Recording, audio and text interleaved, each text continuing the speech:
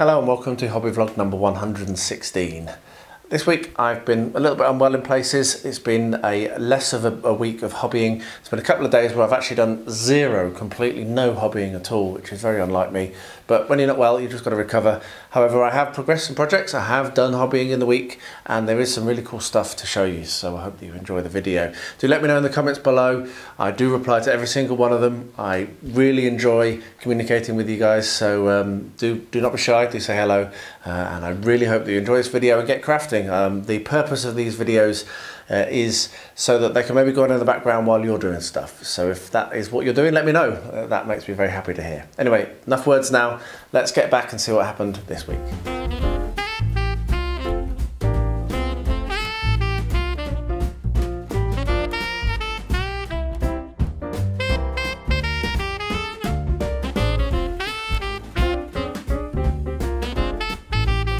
Right, so we're now ready to start putting on some brambles, and I've thought a little bit about this. I've taken a bit of time.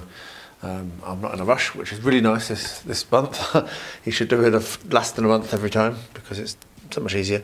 Yeah, I've had a bit of a thought, and I have decided that I'm going to use my briar patches that I've got from Woodland Scenics. Now these are brilliant. I do like homemade things. I do like to create my own, but these are just really good. I'm going to actually order more in, I think. So what I'm going to do is I've got the dead ones, which I think is what I'm going to use more of. I'm going to scatter in some of the brighter ones, the greener ones around, but mostly it's going to be the dark ones, the browner ones. I'm going to use the quick basing glue because it's got a really good grab to it. And I'm sure you can hear Xena in the background having a lot of fun with her panda. Yeah, you'll know if she bites my foot. And I'm just going to basically drop this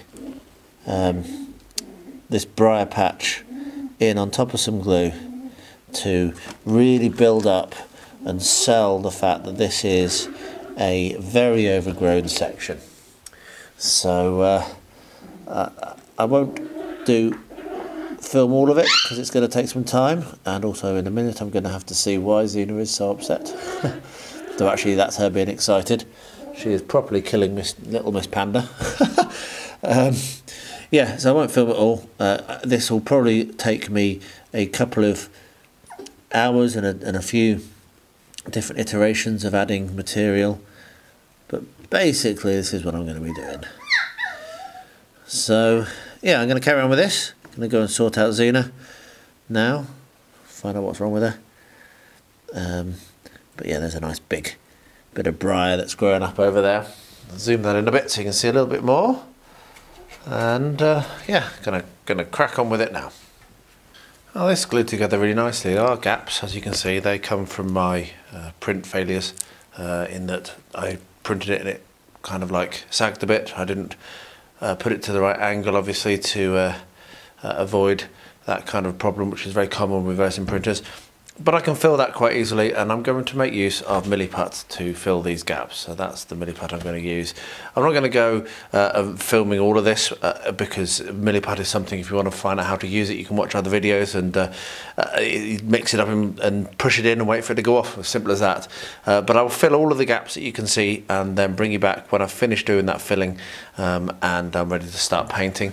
My workshop downstairs is making progress, and fingers crossed I will have my FDM printer done soon so I can get that set up and attempt to print out the furnace, because I need to have at least 2 if not 3 of those furnaces for this diorama.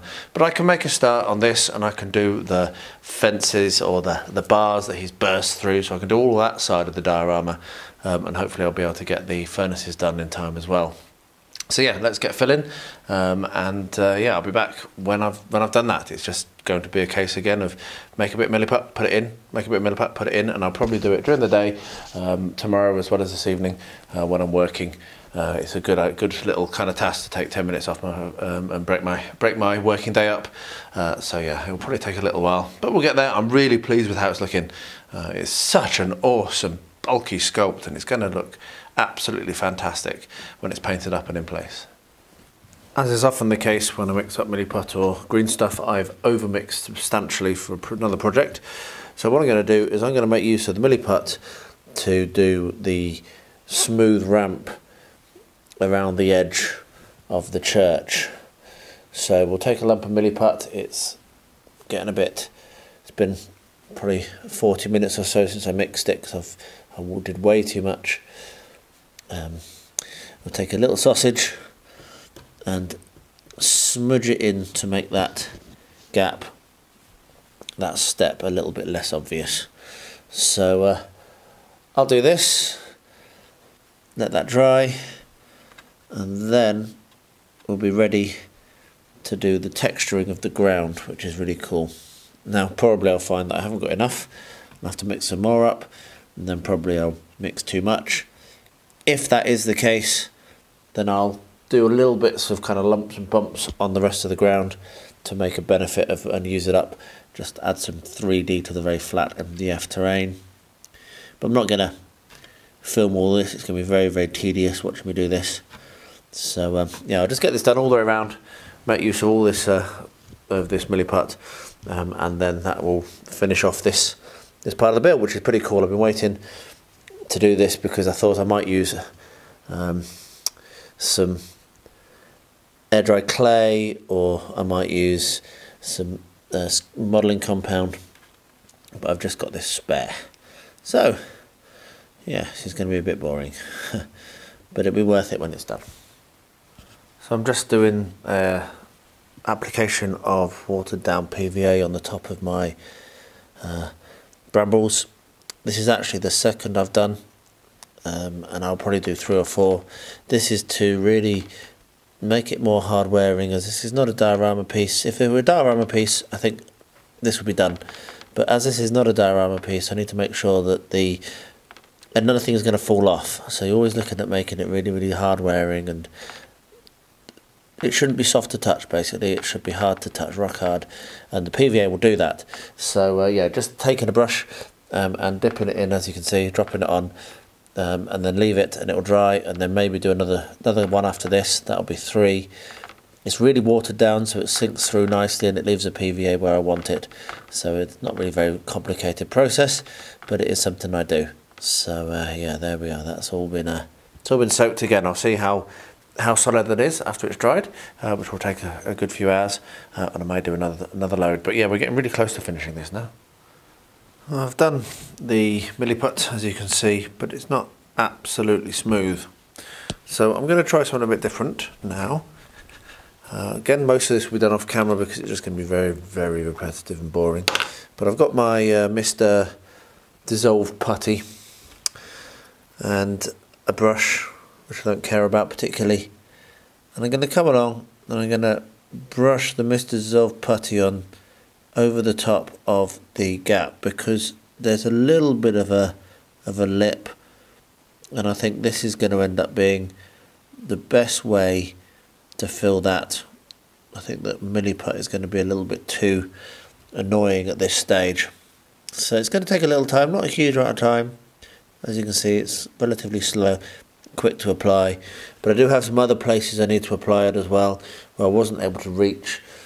So if we look into the mouth, you can see I don't know if you can see because it's a bit difficult, but just at the bottom here there's a little bit of a gap, which I couldn't get in with the milliput, so I need to fill that as well with the Mr. Dissolved putty. You can apply this with a brush, or you can apply it with a toothpick. Funny enough, I think inside the mouth I'm going to go with the toothpick method, but for this up here I'm going to go with the brush method. And I have had people asking me that in the past, how do you apply it? It was just as simple as this. Anyway, I'm watching some pro cycling on replay, Australia Championship or something. So I'm going to go and sit and watch that, and chill and do this, and then head to bed because I'm quite tired, been a long day. But I wanted to get some hobbying done today. This is the extent of it. I've had no time for anything else at all. So let's get a look at this Candish King on Chariot and get this project finished up. What I'm going to need to do is clean these up and then get them washed, and then tomorrow I can start to prime and paint. So what I've got here is pretty standard. I've got the 2 horses. I've got the base obviously there. The back flag is a double for the King. And we've got 2 models. Obviously we've got the dismount here, and I've got the one for inside the chariot there. There's a lot of flash. It's going to take some major cleaning up. So that's what I'm going to do now. Just going to continue watching my, I'm watching some Ballarat racing, cycling at Ballarat in Australia. So just going to clean these up in the same way as I have all the others, stick them in hot soapy water, give them a wash and let them dry. Tomorrow I can start painting and then we'll have the project finished, which is really exciting. So I think the final touch, and I do think this is the last thing I'm going to do because I'm actually quite pleased with how it's looking, is to come in with some more glue and some of these coloured flocks. Now these are coloured flocks that I've made myself out of sawdust. So I've got a pink one, I've got a yellow one, I've got a blue one, and I've got a purple one. So I have my normal watered down paint, and I'm going to put these just in front of some of the graves. And I'm also going to put them a little bit overgrown over in the wild area. So I'm just going to put a blob of PVA, and this is flowers and what have you that have been put by these graves. And then over here it's going to be just like overgrown to demonstrate that people planted flowers and they went a bit nuts. They kind of went wild. And also baby flowers on the brambles. Easy for me to say. So again, very, very simple. Same technique. Take some colour, scatter it on, and then when it's dried, what I'll do is I'll come back and I will paint over the top of it with some more PVA to seal it in place, and then we'll be happy. So there we are. I'll just get this done and then we'll wrap up the project. I think I'm pretty happy with how it's looking, and it's been really nice to not feel under any pressure, but it has taken a lot longer than I expected. Well, a lot longer than it would have done normally if I'd have been under pressure, because I would have worked harder at it, but it's been nice to have a little bit less pressure because I've had a bit busy time. So there we are, a little bit of colour, and I think we're done. Of course I also need to finish this actual church building as part of this project, because that was the whole challenge I set myself. So what I'm just doing now is painting on some of the same PVA, and you can see I've clamped this down to a base. I've decided I'm not going to use the same dust as I did on the other one. I want this to be slightly coarser, so I'm going to use actual builder's sand, which I've sifted down. Pretty sure there's a link in the description below if you want to see how I go about doing that. But I'm going to do roughly the same thing. I won't do all of this on camera because it's going to be a little bit difficult to do, but basically paint it on in a section, then scatter the sand on, and then shake it off, and then paint it on in another section. But because this is a much bigger terrain piece, it's much less convenient for me to do on camera, so I won't film it all, but I'll get that done. I've clamped the corners. Once that's dry, I'll remove the clamps and paint and do the technique on where the clamps are right now, and when that's done I'll bring you back and we'll get to painting and flocking. So I have been printing a few more bits and pieces to join these, as well as painting up lots and lots of candles, which if you follow me on Instagram you'll have seen in my 22 minutes for 2022, which are very nearly done. And over here you can see this is my collection of stuff I've printed. Now I'm not totally sure whether I'm going to redo this chair. I think this chair might just be a little bit too big, but everything else is absolutely spot on. We've got finally 3 more chairs at the 3rd attempt at the right size. I've got a beautiful, beautiful dog that's going to be in the diorama. I've got a large, spooky-looking bottle, a globe, and a table with some books and a skull on it, and also, finally, a box with some other kind of like bits and pieces, some maps and what have you in it. So I'm about to start priming these up to get them painted. As I said, I will film when I'm painting the trees, the chairs. But this is the primer that I use, so I thought I'd quickly show that. So everything will be primed with this grey primer, and then I'll bring you along and show you how I'm going to paint the chairs. May print that again, not sure. It kind of looks pretty cool. It looks like a massive oversized heavy chair, which could be quite good. But I'm getting close now to having all the elements together so I can start to build the actual diorama, which is pretty cool. Though once I've painted everything, I might put it to one side because I'm crazily busy. I've got lots of projects, but I do just want to get all these painted, and I may come back to this in a little while. Or I might just crack on and finish it. You never know. I just do what I want, really. So yeah, so I've got lots of priming to do now. I'm going to sit and watch some snooker and prime all these up. And then when I'm ready to paint, I'll bring you along to show you how I'm going to do them. I had one delivery this week. The continued slowness of our courier is continuing. But it was this, which is really awesome. So this is a new mould of the Blackbird, as you can see. And I pre-ordered it quite a long time ago from Mike Jolly on Facebook, back when I was still using Facebook. That dates how long ago it is, and this is the last thing I had on order from him. And yeah, it's going to go up into the mountain of opportunity because I don't have time for it at the moment. However, I'm very pleased to have it. This is my favourite plane, and when a new mould that comes out, it's always fun to have. And I will get to it at some point, and when I do, it will obviously be on the channel. Sooner rather than later, a Blackbird build will appear on the channel. I do have a very nice idea for something which I just need to actually start, which is often the story with my builds. So yeah, so eventually there will be a 1/72 scale diorama coming, which I'm very excited about. But this one's going to go on the mountain. Not even going to open it. I don't want it to get damaged. So yeah, when I come to this, I will definitely bring you along. But yeah, you just got to love that plane. I mean, what a cool looking thing it is. This is looking so epic. So I'm pretty happy with how that is. Pretty happy with the filling. It's not perfect, but it's going to be good enough for what I need. So what I'm going to do is I'm going to prime it grey, just using my normal surface primer from Vallejo. Prime with a brush, so this will take me a little while. I will bring you along for some of the painting of this after this. I will show you some of the stuff I do, but I'm not going to do a live painting, so I'll just talk through the colours. But it's pretty established. It's the red dragon in its mouth, so it's going to be painted with reds, and it's going to be a lot of fun. I'm telling myself this because I know also it's going to take a lot of time. So yeah, onwards. So I've done the sand, and I've also put a coat of the watered down PVA over the top just to seal it. You'll notice that I haven't yet done the corners. That's because I'm going to just continue doing everything, and I'm going to do the corners last, I think. I just want to see how it works, mainly. That's a bit of an experiment for me.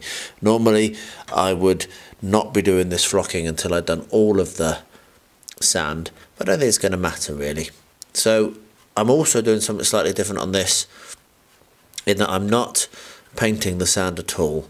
I'm just going to leave the sand a natural colour, and I'm going to come along, paint on PVA like this, and scatter my flock on. I'm going to use my shop bought flock to get a really nice even colour of grass, and leave only a couple of bits of the sandy soil visible. So yeah, it's the same technique as applying the gravel basically on the sand. So put some paint on, paint some glue on, and then scatter your flock on like this.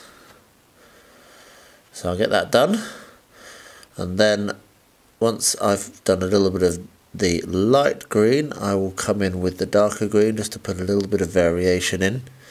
But I'm going to do mostly light. I want it to be a mostly light green colour. So I have a dark green as well, which is here. And I'm going to come in, just going to cut the places just for a little bit of variation. But like I say, most of it I'm going to do with the light, sorry, forget my words. And yeah, when that's dried, I'll come along and cover that over with another layer of PVA to seal it, and then that'll be done. So I'll get that done over the whole thing. Then the last thing to do, like I say, other than the corners, which I'll do off camera, just to see how it works, is to paint these little bits of detailing, and also to paint the windows, and also to deal with the inside. So I've actually got quite a lot to do. I'd forgotten about the inside until I just looked at it now.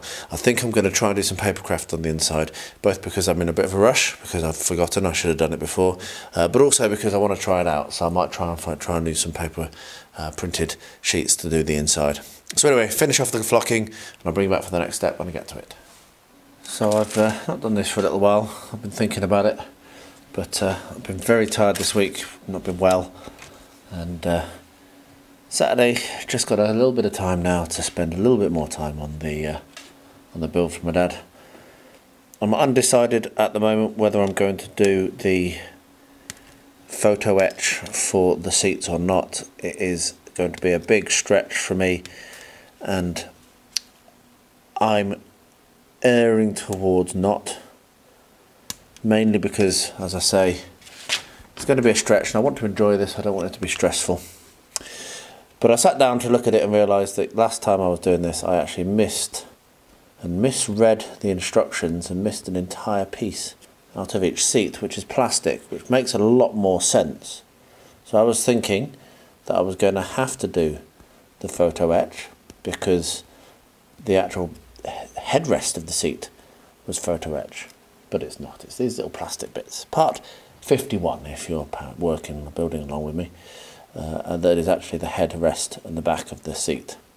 So I'm going to tidy those up, as you can see, using my little sprue removal tool, which is really good, better than a knife, just a little bit easier to use, and you get a slightly better result. So for a couple of quid it was worth it. I think I got it years ago and never used it, and then suddenly was like, hang on a minute. So yes, I'm just going to tidy these up, glue them in place, and then look at the next steps. And I think at the moment I'm not going to do the photo etch. It's just fiddly and not going to add to my joy for the build, but it will be something which I'll do and learn as I get better and better at these. Maybe in another future build I can. I didn't pay more for these, I didn't add the photo etch, so I don't feel too bad not using it. So yeah, so I'm just going to sit down for a little bit. I've got about 20 minutes or so, not long. I'll bring you back in at the end and show you what I've done. But the first thing I'm doing is, I missed this part here, which is plastic to go on the back of each of these chairs, which is what I made last time I was at the desk. So I'll get that done and move on as much as I can, and I'll report back when I've finished up this little session. So yeah, I've decided against doing the photo etch. So as you can see, I've done the cockpit a little bit better. I've put the two parts of the chair together like I said I would, and then put it in place. I have a Xena wriggling around. She does like to be part of these clips. She wants to go and play. The other thing I've done is the first section, number 5, but what I found is there's actually a mistake. It says to use part number 62 in number 5 and part number 53 in number 6, but I've proven to myself that that's just wrong. That's backwards. Part number, so they need to be kind of swapped over. So if you're building this, just pay attention to that. Fair warning, it looks like there might be some mistakes in numbering in the instructions, which is a bit rubbish. But from a very wriggly, nippy, bitey Xena, I'm going to wrap this up for now. So I need to go downstairs and start cooking soon. And yeah, I'll come back and I'll probably do the other half of this. I might not get time today, but yeah, really nice to have actually got to this a little bit today. This has put a smile on my face. I'll have to put it running 8 hours later.